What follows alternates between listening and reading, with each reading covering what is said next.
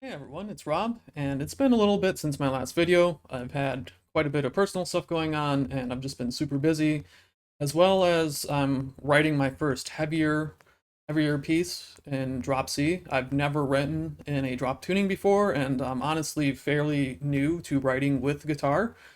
So there's just been a lot to learn, and that's kind of what gave me the inspiration for this video, is kind of showing you guys some things that I've realized as I'm working with drop C and kind of some cool things that you can do to kind of spice things up instead of just playing power chords and, chugging on the open C and stuff like that. So I very recently got a brand new guitar, a comparison. It is by far the best instrument I've ever owned. Um, Very, very awesome. It's super, super easy to play on. I absolutely love it. Obviously, these guitars are very expensive, but for me, I've been playing for quite a while. It's just kind of a treat to myself, and it's also going to be my main guitar moving forward when I'm writing, music, at least for heavier things. So definitely have plans on writing more and more music with it, and it's gonna just be kind of like my powerhouse for like moving forward. So, as I've already stated, I'm writing this piece in drop C. However, I picked F minor as my key, and that kind of shoots you in the foot a little bit with kind of the main reason why you would write in drop C. So normally when you write in a drop tuning or drop C in general, the whole point is to kind of play around that open C note because it's super heavy and it sounds, super thick. And but when I'm in F minor, I'm not really using that as much, so it's not as heavy. But what is nice is because C is the fifth, it really allows me to write some cool cadences. So I can go from that open C to the F, and it sounds really, really nice. So that's kind of like the benefit of that. If that doesn't make sense, don't worry. That's just music stuff and writing stuff. This video isn't going to be particularly about that. I'm going to be kind of showing you guys like the different chords and stuff that I've used and kind of how I incorporate drop C into my writing. But essentially, the biggest difference between a drop tuning and a standard tuning is that you're just tuning the sixth note, the low note, down a step. And what this does, again, is it really gives you that heavy vibe. It gives you that heavy feeling, and especially as you get into like drop D, drop C, drop B, and lower and lower and lower, it just gets heavier and heavier and heavier. And a lot of metal bands do this because it sounds really cool and it sounds heavy when you drop that first note, because then you can also chug on it. That's where a lot of the, super heavy chugging, notes and stuff come from for a lot of metal bands. They very distinct sound, so it's very useful in that regard if that's kind of like the vibe that you're going for. Obviously, for me, with writing in F minor, that changes it a little bit, but I won't get quite into that. Instead, I'm just going to kind of show you guys like how you would use drop C to, create chords and how it affects the scales and stuff like that. So let's go ahead and jump into it. Okay, so let's start with the easier stuff, and then I'll transition to the more complicated chords that you can kind of play with, and kind of how you can use the drop C tuning to really kind of create some pretty cool chords, particularly with by adding on to these bar chords that you can, or these barred power chords that you can do. So first of all, the primary reason why you would use a drop tuning is for a sound like this.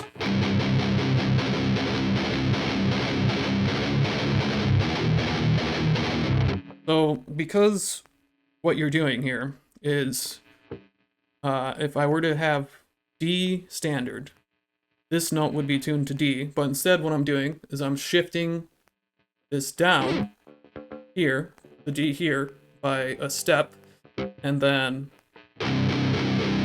essentially just matching the third string here.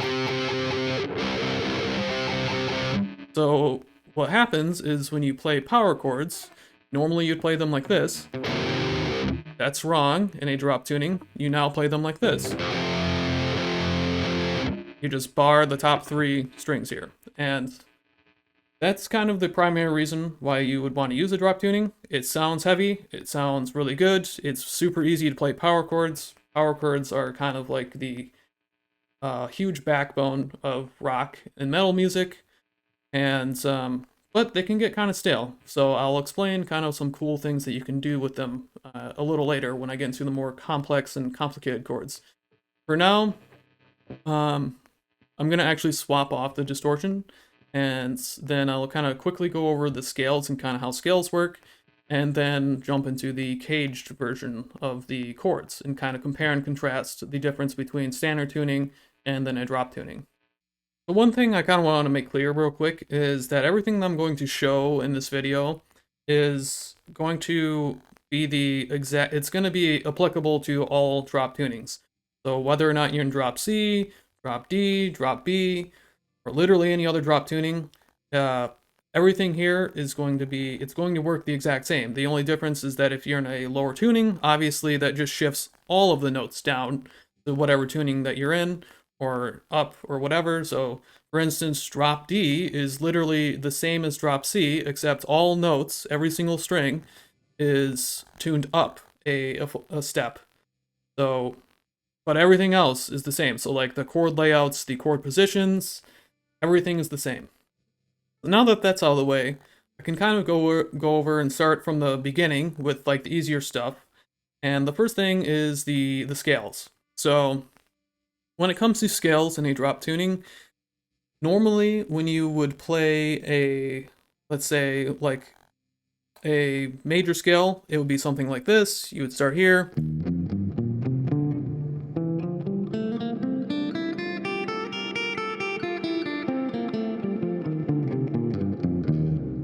Obviously, that is wrong because in a drop tuning, this note is wrong. So the only thing that you need to do with scales is just account for this string here. So instead of starting here, what I'm doing is I'm starting here. So here is the F major scale in a drop tuning.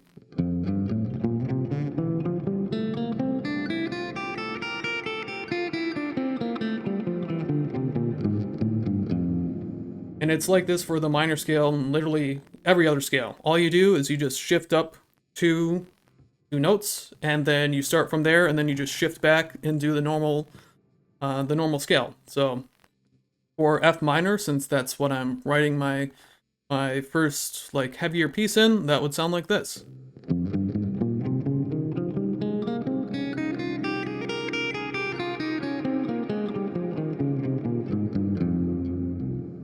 And that's literally it. So there's no changes to the way that the scales are played, other than literally shifting the first everything up on the lower string. I've already kind of covered power chords, so those are super easy. Again, just keep in mind that there is no third on these. So it's just the first and the fifth. Now I'll kind of get into the standard caged chords. So C, E, and D, those chord shapes are actually played the same exact way as you would play them on a standard tuned guitar, because those don't have any notes on this top string here. So normally when you'd play a C-shaped, if this was standard, this would be C. And then all you do is you just shift it up. Oops. And so that's the exact same. And same thing with E.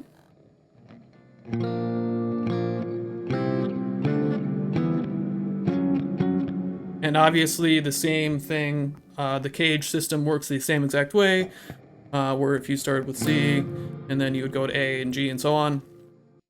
The other chord shape of D is the exact same, so that would be like this.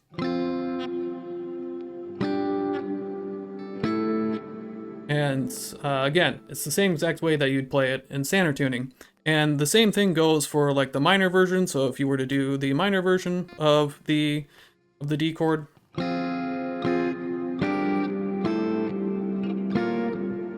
again, same exact thing. Now, the differences are with the A and the G chord, because those do rely on the root note in this low string here. But you can play them the same exact way, So that would be A. So if I were to go like this, that's an A. That would be like an A shape.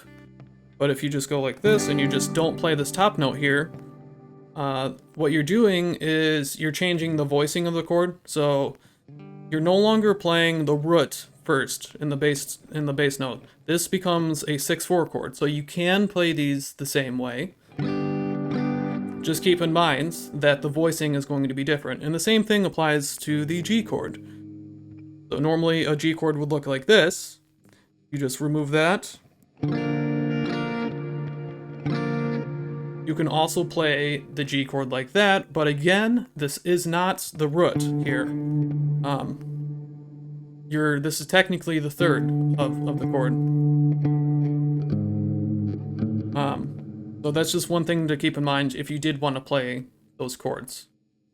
You can always do like the different variations of the caged chords too, and like the normal bar chords. So for instance, if you take the bottom half of the E shape,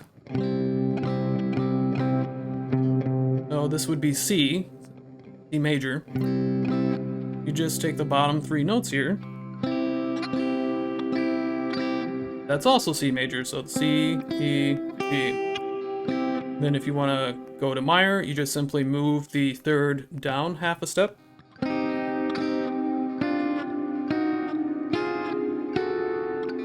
And yeah, that's the exact same thing that you can do on a standard tuning guitar. So that's essentially everything that I want to show, kind of comparing and contrasting the caged kind of chord shapes.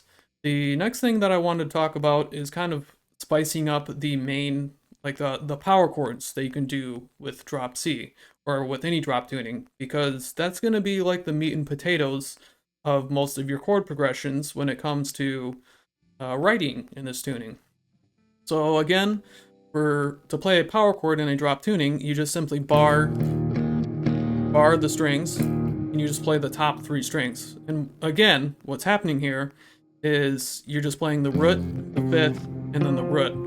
So for instance, this chord is F, and it's not minor or major because there is no third to kind of define how it sounds.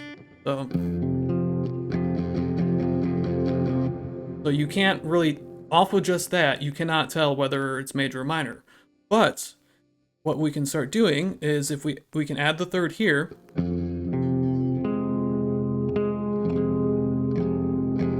and then it becomes F minor.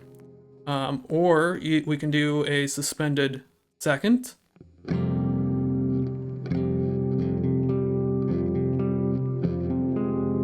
Or if we move up, we get the major chord.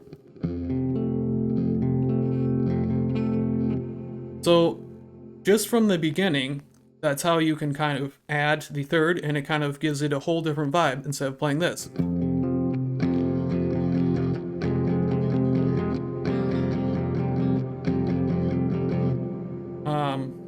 What we can do now is actually, if we move these notes down a string to here,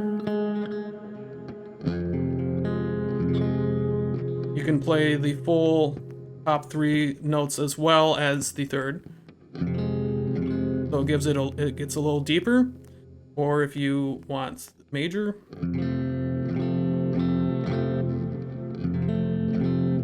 or if you bar the top 4 notes, what you're getting is the 4th. Yes. So you're basically doing a suspended 4th because there's no third in this. So you're not adding anything, but you're just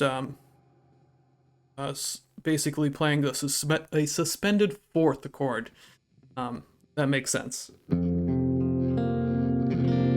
Oops. Or if you add in the third here, then you have an add 4.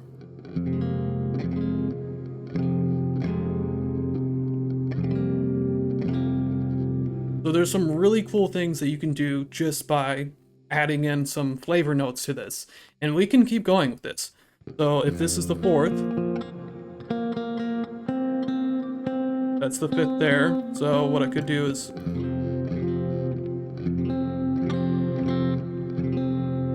this is technically just an F chord. There's no 3rd on it, unless if I go like this. Then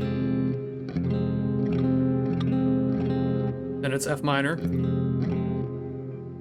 Or if I go like this, this is the this is add 6 or suspended 6th.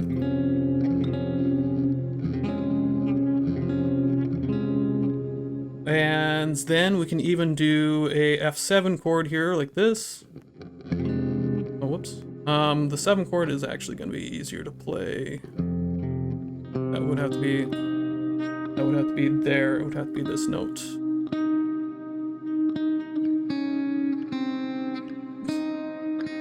Okay, so if we go like this, and let's do that. So that's the 7th note, or F7. F minor 7, I should say. Or if I just go like this, that also has the 2 on it though. And go like that. There we go. There we go. So that's the F7, F minor 7. And you can kind of keep going through that and keep adding stuff. It gets really, really complicated. Well, not super complicated, but you can really add some, when you're adding these flavor notes, you can really drastically change the way that the chord sounds. And this is all just stemming from having these top 3 notes like this, or some sort of slight modification to it. Some of the fuller chords that I really like, so what you cannot do in a drop tuning, and I don't think you can do this in a standard tuning either, is just play a barred chord like this. It's unless if you're doing some really weird like passing chord or something, but it has the 4th and out of key 6th and then the 2nd on top of it, so it doesn't sound good. But kind of looking at some of the other music that I like is what we can do here is simply just add the D chord shape. So this is the D minor chord shape for the caged system, right? Because this is a drop tuning, in the way that this root is pushed up here, you can play it like this. And that gives it, that is a F minor chord, like a full F minor chord.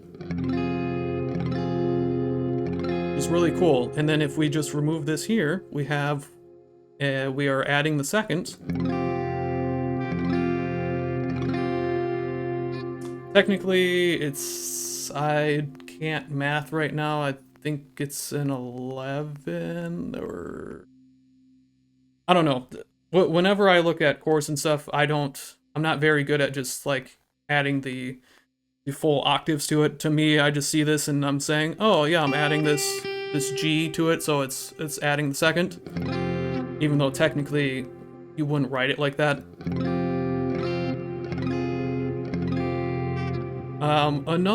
The last chord that I kind of want to show is kind of something that I realized that you could do after playing the My Last Serenade by Killswitch Engage. So in the very beginning of the song, you kind of have this acoustic opening.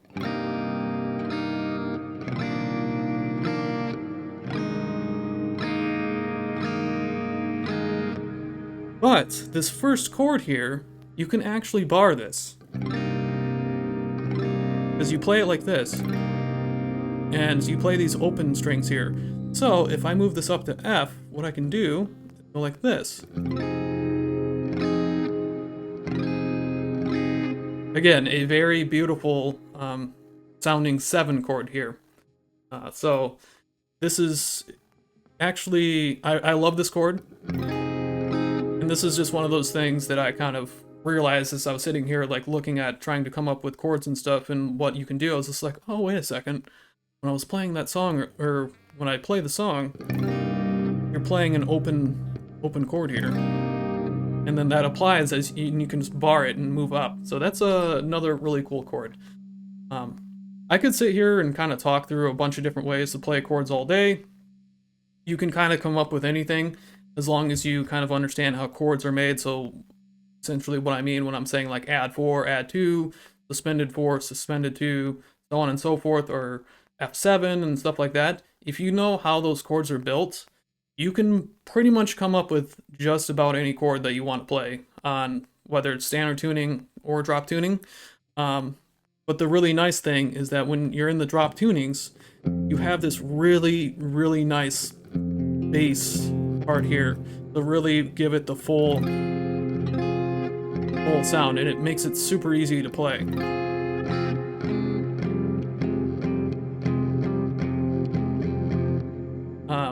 So that's kind of some tips that I've kind of realized as I've been writing in drop C. And with that, that's essentially everything that I have. Like I said, as long as you know how chords are constructed and kind of what makes them the way that they are, the possibilities are pretty much endless.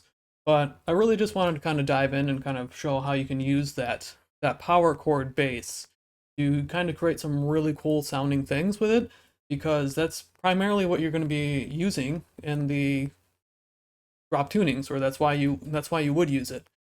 So maybe I will make a video on kind of how chords and stuff like that work, and like the namings and stuff like that. I don't think I have done that before. I think I've briefly covered it in some videos, but haven't quite explained exactly what like the namings are and kind of where they come from. But yeah, it's essentially just adding those flavor notes other than the first, third, or fifth to the note to kind of give it a different vibe and a different feeling.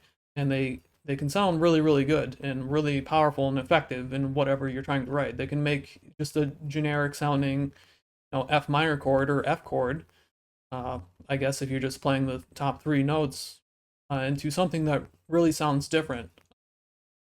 But that's all I have for this week. If you guys liked it and enjoyed it, then go ahead and like and subscribe the video, and I'll see you guys later.